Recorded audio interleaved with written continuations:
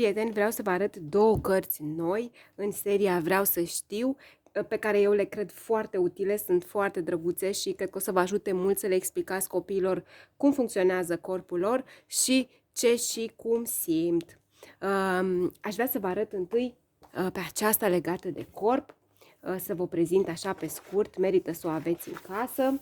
Corpul tău e mereu activ, chiar și când dormi, continui să respiri și inima ta bate încet. Poate chiar îți auzi respirația sau poate stomacul îți chiorăie puțin, corpul tău lucrează în continuu. Iar când te bați cu perne, tot corpul tău lucrează, mai ales mușchii. Începi să respiri mai rapid, îți simți inima bătând cu putere și te încălzești.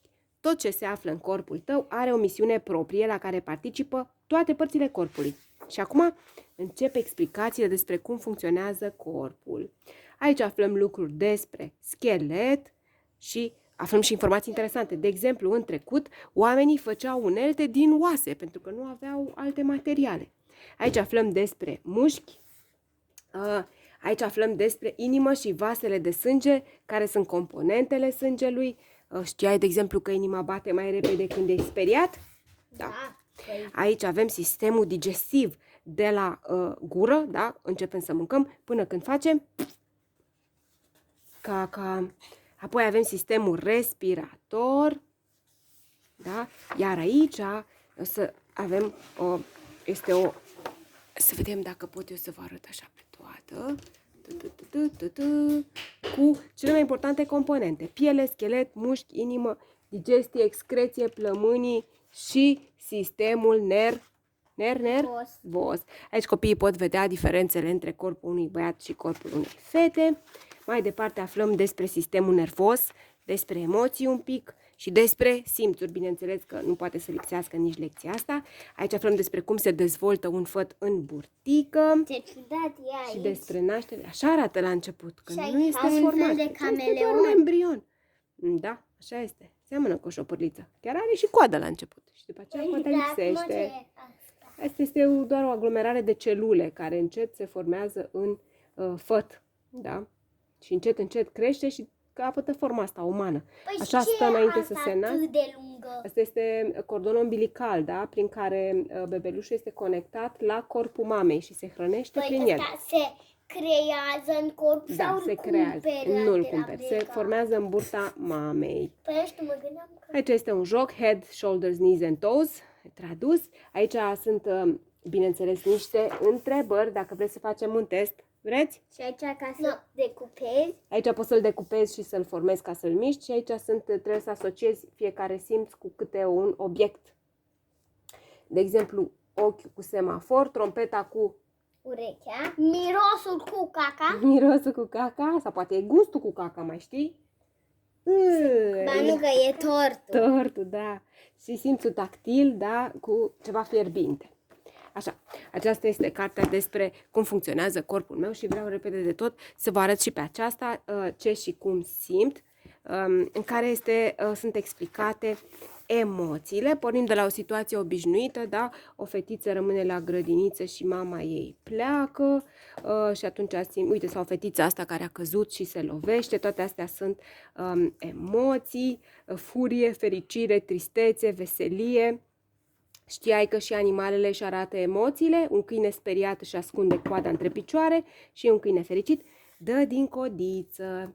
Aici aflăm care este legătura între creier și o pisică când își mișcă coada așa, înseamnă că e nervoasă. Pisica, da, când dă din coadă așa e nervoasă. Așa, simțurile, aici din nou o poveste scurtă despre simțuri, despre nervi, da, ce înseamnă, cum ajung informațiile despre mediul la tine, de unde vin emoțiile. Semnale electrice. Da, exact, așa este. Aici este o situație mai amplă și trebuie să încercăm să ne dăm seama cum se simt acești copilași. De exemplu, acesta se simte așa. a spart o farfurie și ups! Fetița asta e îngrijorată că, uite, un alt băiețel, da, ce face? S-a urcat foarte sus să salveze pisicuța. Aceștia sunt fericiți că se îmbrățișează. Ăsta pare invidios că cei doi se îmbrățișează. Cine mai este fericit? Ăsta e fericit. Așa, ăsta este bravo, uite că ai reușit să te urci aici. Fetița asta e fericită. Fetița asta e relaxată. Ce să fac eu de aici? Exact, ăsta nu Ăsta prea e știe ce cam să trist. facă. A căzut și a rupt roata de la bicicletă. Ce mai avem aici? Ia să mai vedem. Cățelul Stai un pic. e nervos, Așa. ca zice raf. Cățelul e nervos, poate. Uite, cineva dă cu mingea la coș și speră să nimerească. Și uite, băiețelul ăsta îl trage invidios, că și îl trage pe acesta și fetița asta observă și zice, vai, nu e bine să tragi de celălalt. Deci o grămadă de emoții. Apoi avem despre emoțiile dificile, când ești, de exemplu, speriat sau furios și cei mai bine cum să gestionezi aceste emoții. Ni se spune că emoțiile sunt toate trecătoare, vin și pleacă. Și aici, să vedem ce mai avem. Cum mă simt? Uite, băiețelul ăsta se îmbracă și zice, ura, mergem afară. Cum este el? E fericit. Fericit, nerăbdător. Și zice, wow, soarele strălucește. Și Uimit. bucuros. Uimit, poate, da, exact, dacă a zis, wow. Uite, aici aproape că îl lovește mașina și ce zice? Ups, m-am speriat, aici e frică, da, s-a speriat. Acum drumul e sigur, acum se simte mai în siguranță. Acum este surprins că, uite, cățelușul lui vrea să latre la niște rufe și el se sperie un pic. Și mai sunt și emoțiile de împărtășit, adică niște poezioare drăguțe și, bineînțeles, un test cu întrebări și răspunsuri ca să vedem dacă am înțeles ce a vrut să ne spună cartea. Așadar, acestea sunt. Sper că vi s-au părut interesante. Nouă ne plac. Drăguțe, nu, copii? Mhm.